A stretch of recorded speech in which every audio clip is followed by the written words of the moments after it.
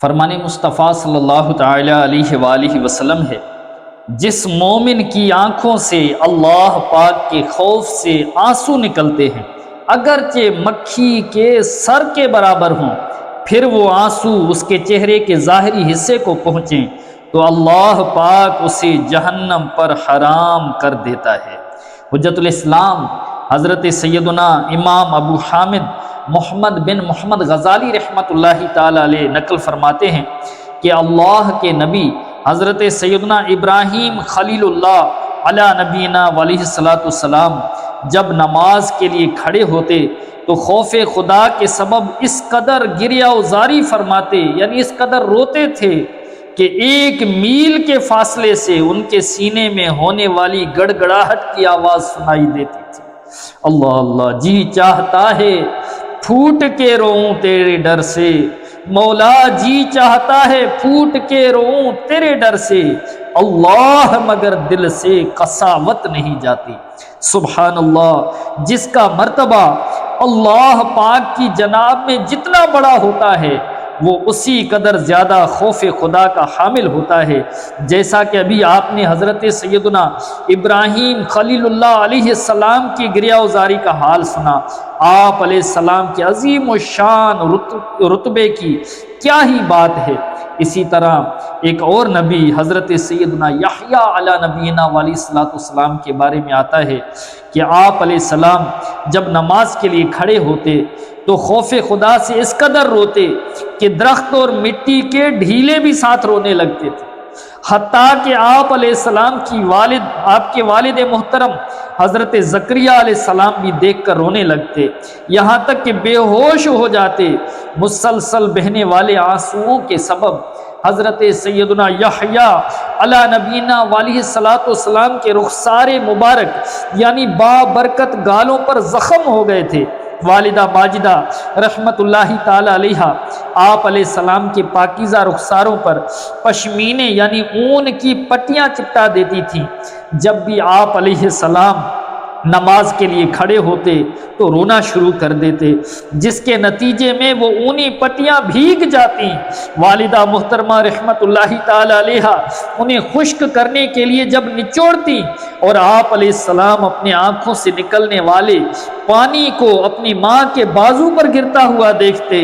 تو بارگاہ الہی میں اس طرح عرض کرتے، اے اللہ پاک، یہ میرے آنسو ہیں، یہ میری ماں ہے اور میں تیرا بندہ ہوں، جبکہ تو ارحم الراحمین یعنی سب سے زیادہ رحم فرمانے والا ہے۔ نبی ابن نبی حضرت یحییٰ علیہ السلام ایک مرتبہ کہیں کھو گئے۔ آپ علیہ السلام کے والد محترم حضرت زکریا علیہ السلام 3 دن تک ڈھونڈتے رہے، آخر کار ایک مقام پر اس حال میں آپ نظر آئے کہ ایک کھدی ہوئی قبر میں کھڑے رو رہے ہیں۔ فرمایا، اے میرے لال، میں 3 دن سے ڈھونڈ رہا ہوں اور تم یہاں قبر میں کھڑے آنسو بہا رہے ہو۔ عرض کی، بابا جان، کیا آپ علیہ السلام نے مجھے نہیں بتایا تھا کہ جنت اور دوزخ کے درمیان ایک گھاٹی ہے جسے وہی طے کر سکتا ہے جو بہت رونے والا ہو؟ تو آپ علیہ السلام نے فرمایا، میرے بیٹے رو، اور یہ فرما کر خود بھی ان کے ساتھ مل کر رونے لگے۔ میرے پیارے پیارے اور محترم اسلامی بھائیوں، اللہ پاک کے خوف سے رونے والے کی حدیث مبارکہ میں بھی بے حد فضیلت آئی ہے۔ چنانچہ پیارے آقا صلی اللہ علیہ وسلم نے ارشاد فرمایا، خوف خدا سے رونے والا ہرگز جہنم میں داخل نہیں ہوگا حتیٰ کہ دودھ تھن میں واپس آ جائے۔ اللہ اکبر۔ میرے پیارے پیارے اور محترم اسلامی بھائیوں، ذرا ہم غور کریں، کیا ہمیں بھی خوف خدا سے رونا آتا ہے؟ آج اگر ہمارا دنیاوی نقصان ہو جائے تو اس کی وجہ سے رونا آتا ہے، معمولی پریشانی ہو، دکھ ہو، تکلیف ہو، پیارے اور محترم اسلامی بھائیوں، تنگ دست ہیں، رونا آ جاتا ہے، لیکن کبھی ہم غور کریں کہ اللہ پاک کے خوف سے ہمارے آنکھوں سے کبھی آنسو نکلے ہیں یا نہیں؟ کبھی ایسا ہوا ہے کہ ہم نماز پڑھ رہے ہوں اور نماز کے دوران ہی نماز میں ایسا خشوع و خضوع آ گیا کہ ہم نماز کے دوران اللہ پاک کے خوف سے رو رہے ہیں، ہمارے آنکھوں سے آنسو چھلک پڑے ہیں؟ پیارے اور محترم اسلامی بھائیو، ہم ذرا غور کریں کہ کیا ہمارے اندر بھی خوف خدا ہے یا نہیں؟ ہم نے اللہ کے نبیوں کے واقعات سنے، حضرت ابراہیم علی نبینا والی صلاۃ والسلام اللہ کے خلیل ہیں، حضرت یحییٰ علیہ السلام، حضرت زکریا علیہ السلام، دیگر انبیاء کرام علیہ السلام کے بھی واقعات احادیث مبارکہ میں ملتے ہیں کہ یہ اللہ کے نبی ہو کر بھی اللہ پاک کے خوف سے اتنا روئیں۔ ہم ذرا غور کریں، ہم کبھی اللہ پاک کے خوف سے روئے یا نہیں؟ اللہ پاک کی پاک بارگاہ میں دعا کیا کریں کہ مالک و مولا